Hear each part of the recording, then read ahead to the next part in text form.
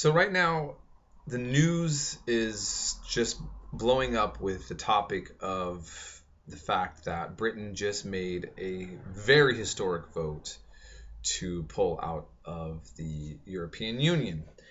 And um, Americans, the majority, have no clue of what's going on, no clue of what the EU is or what this may or may not mean. We're definitely hearing a lot of negativity about it um, in America, mainly because our politicians essentially have been such strong supporters of it. And if you go around the internet and you look, there's been or you know long-time hardliners against the concept of the EU and hardcore supporters of it for those who are paying attention and care. For everyone in Europe, the EU has been a very strong reality for the positive or the negative.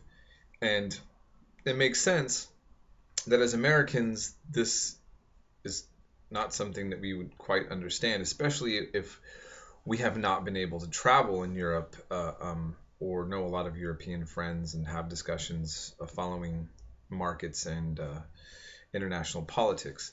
Um, but I think that this is really a significant moment. I would actually say that, as a person who teaches history, you look at the assassination of Archduke Ferdinand and World War One, and you look at the fall of the Soviet Union, and I would put this in the new era of history, a new phase.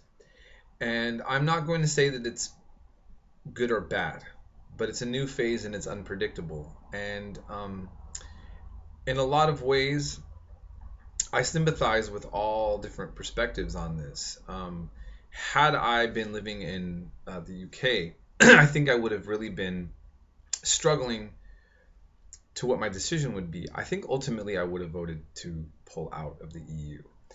And I want to clarify that because if you're following, um, basically the news is portraying the fact that people are pulling out due to fear of immigrants and that it's simply a right-wing kind of old white British person's fear of foreigners and that that's ultimately what this is all linked to. There is an element of truth to that for sure, but that's not the whole story. And I'll get to that in a second. So first of all, what is the European Union? The European Union is a term that came relatively in recent history, and I don't want to. I just want to do a brief kind of discussion. So I'm not going to get into too much details. You can look up this online, Google EU. It's time for Americans to kind of learn this, right? But ultimately, at the end of World War II, Western Europe was trying to figure out how to rebuild itself, and this was the kind of the ideas of creating economic and political unions developed more and more. And ultimately, it was probably, one could argue, as a safety net, or in their mind, a kind of an alliance against the Soviet Union's strong presence at the time, but also to rebuild, and they argued officially to prevent any more European wars. Now, we need to really think about this for a second, especially those of us who never were alive during the World War II era, which was quite a bit of us. We think of Europe being very united, and especially from an American perspective. And when you look at, let's say, Iraq and Syria, and you see the violence there, that violence seems so alien to us. And the fact of these revolutions and these terrible wars and refugee crisis issues, that just seems like the other. There's the West, and then there's the other people doing those things to each other. What century are they in? Well, I think we have to really stop and remind ourselves that Europeans have been doing what you're seeing in Syria and Iraq and other parts of the world. If you've watched any video coverage of wars and battles taking place now, that's how Europeans have been treating each other on a major scale as far back as you can study, up until the end of World War II. And World War II was really Europeans dragging the rest of the world into their old arguments about borders and lands and who belongs where, and all of that. And you can't just blame that on Hitler.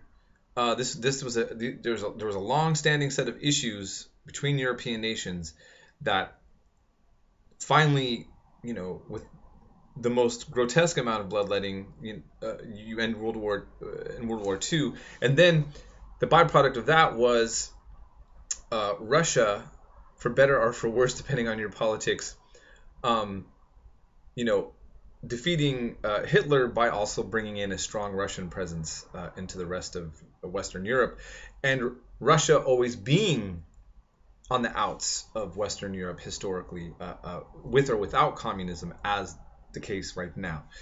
It's another topic, but so the EU, I think, inherently in that sense seems like a great thing when you think about the fact that European nations have been so much at peace. Now, again, what has this developed into? Just know that not all members of the EU have the same coin, but you have the euro, so they share the same currency, a good chunk of them, okay? Big member states are Germany and France. Britain was a major player, right? You have other nations. But the EU is really complicated because there's other nations that are not a part of it, but still have some sort of arrangement with it. The European Union really dominates Europe. It has its own laws, its own legislation, but I would have a hard time explaining it now in a short time. I'd have a hard time explaining it if I was given an hour. The more I've researched on the European Union, I think that most Europeans don't really have a strong knowledge of it. What they do know is this: there's certain benefits that they've had, such as being able to travel freely. So if you are a member of the EU and you go to an EU country, you don't have to, you're not considered an illegal alien. You can apply for work there, and you can set up businesses, and you kind of have this kind of freedom of movement. And it seems that a lot of younger people really appreciate that. And so there's that benefit.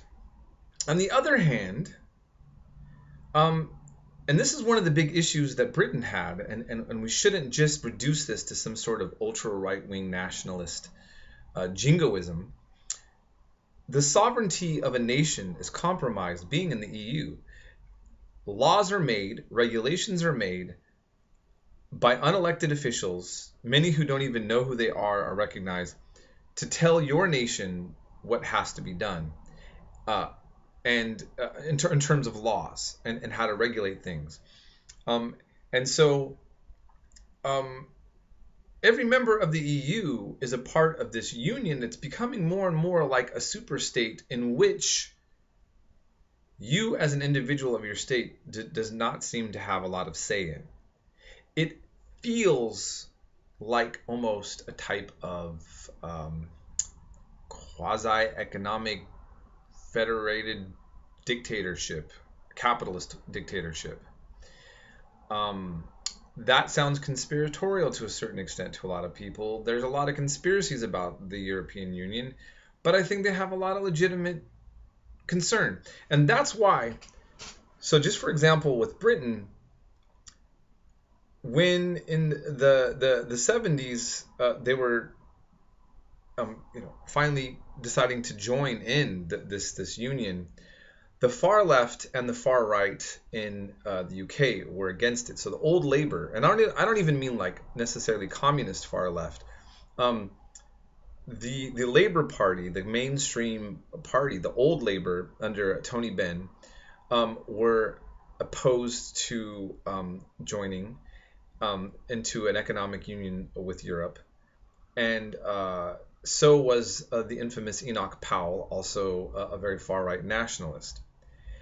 And they had various different reasons to being against it, but they both understood that UK would lose its sovereignty, and they ultimately didn't see that as a good thing, as most people don't. And um, it also put them into a larger capitalist kind of exploit, for lack of words on this part, just to say that it makes sense for a Marxist and a socialist to see some problems with the EU.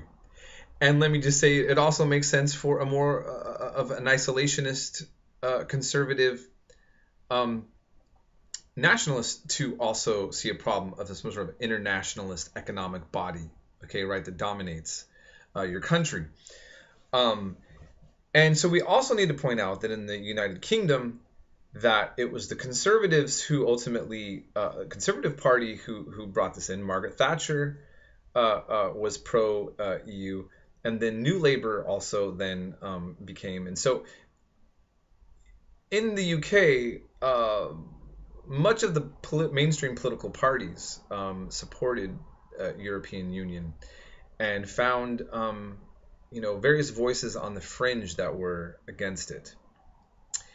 And so there has been that concern. And so now, when it came to this current vote, the same characters that you could pin down when in the original opposition to the European Union came out to push for voting to pull out.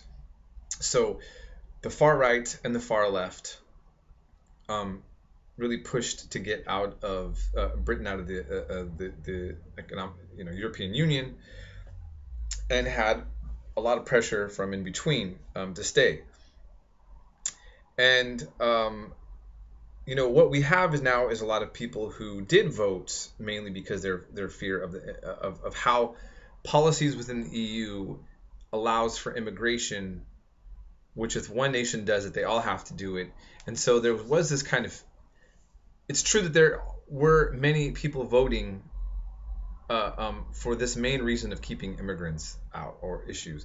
But again, there's a lot of people that were really feeling that there was truly a violation of British sovereignty, and that even the issue of immigrants should be something that Britain alone would decide on how to handle, not being forced to handle a position one way or the other by an outside force such as the EU.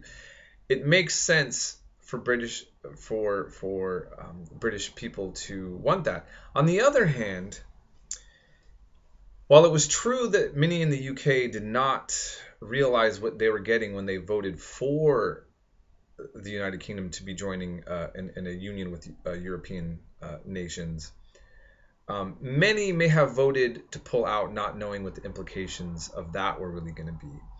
And it makes sense that the UK is going to take a hit now, because they've basically been bullied into staying in, and EU members and many other capitalist institutions are not wanting this to look good.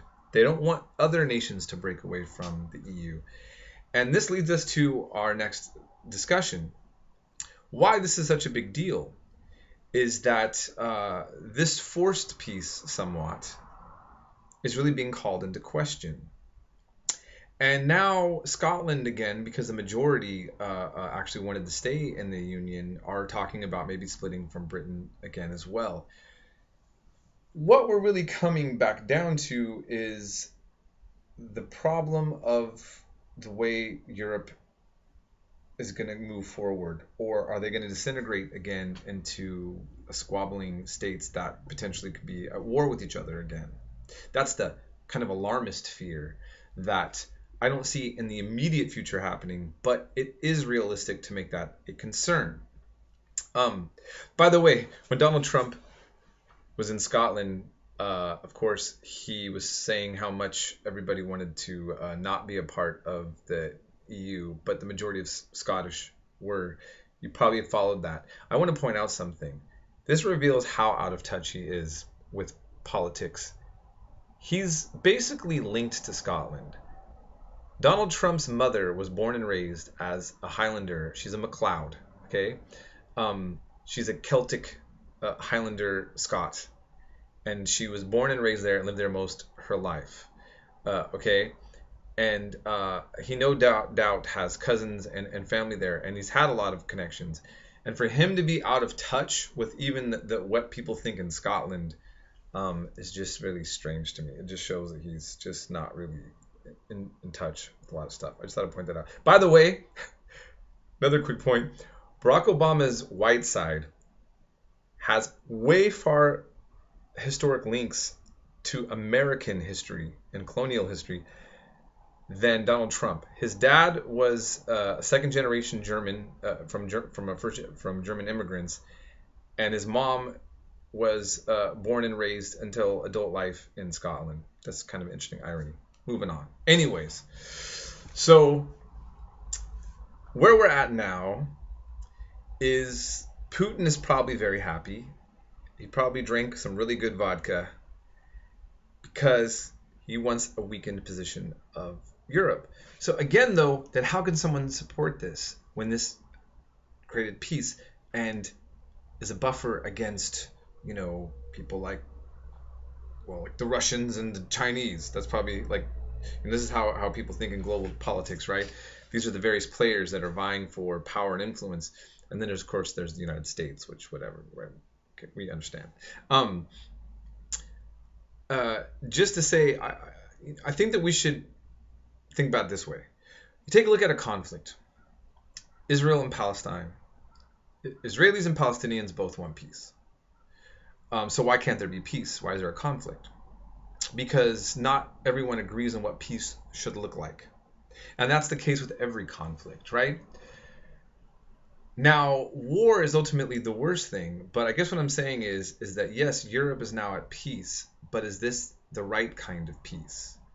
Is the EU really just a kind of authoritarian, dictatorial entity that punishes countries like Greece? I mean, look how Greece got treated. Maybe you haven't followed that as well. There's reasons for people to be skeptical of the European Union, and at the same time, the disintegration of it is going to have also a lot of implications of potential problems, as I've mentioned. So these are very interesting times, and they're very kind of unnerving times in the sense that this could be, Britain could have really helped give people the incentive to fight for the independence of their nations against this terrible entity. And some people in Britain feel that they may actually be helping liberate Europe from the shackles of the EU, while others may see this act as the very disintegration of Europe itself, with unintended consequences. And for now, we're not, time will tell. And I think that, I always encourage to my fellow Americans, it's good to pay attention to the world because, we're in it, and things are getting real. Things are getting really real, right? So, yeah.